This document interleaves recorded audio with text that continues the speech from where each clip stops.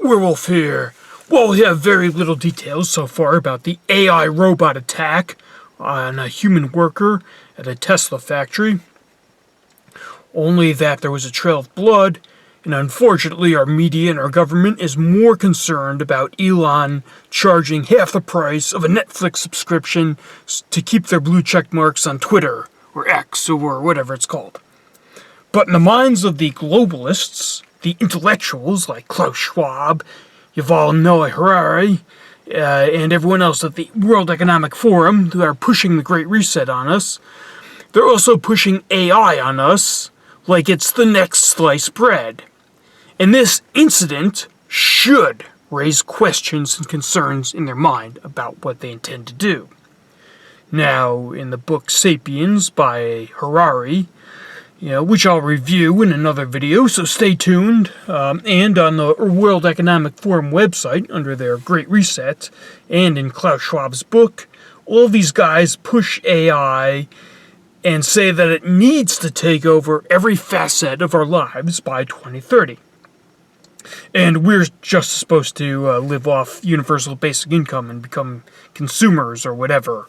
And in his book, Harari portrays AI as sort of a god and says that your religions are just stories, and says that AI might tell us which religion is the correct one. Now, if you read the entire book, he seems to contradict himself in a number of ways on this.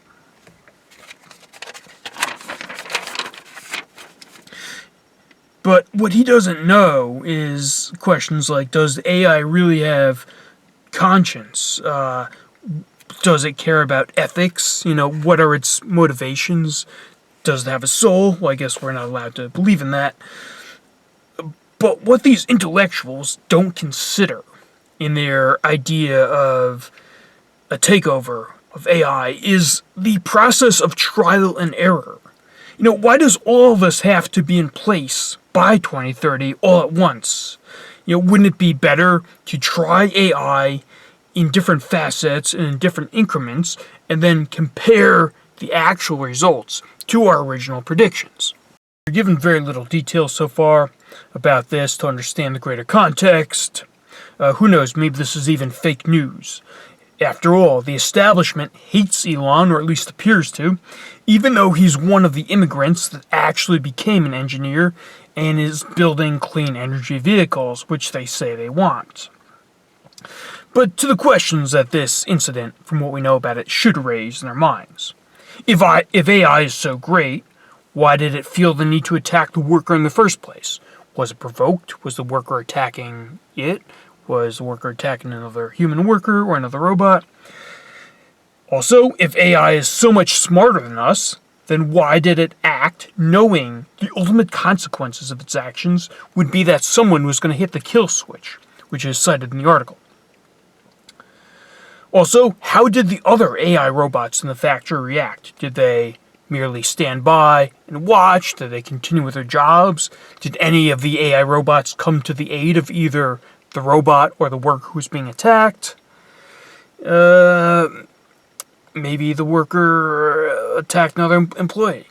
Why didn't the AI use restraint? Why didn't the AI try to resolve the issue through its intelligent counseling abilities? Which, again, if these robots are better than us, as the World Economic Forum says they will be, they should be able to do everything that we can do, and better. So, before we replace everything with AI, we need to better understand what it is, particularly if it has motivations, intent, consciousness, things we as humans are still on a journey to fully understand about ourselves. There's that famous line in Jurassic Park from Jeff Goldblum. He says something to the effect of, your scientists were so preoccupied with whether or not they could, they didn't stop to think whether or not they should. Well, thank you for watching, and until next time, life, liberty, and the pursuit of...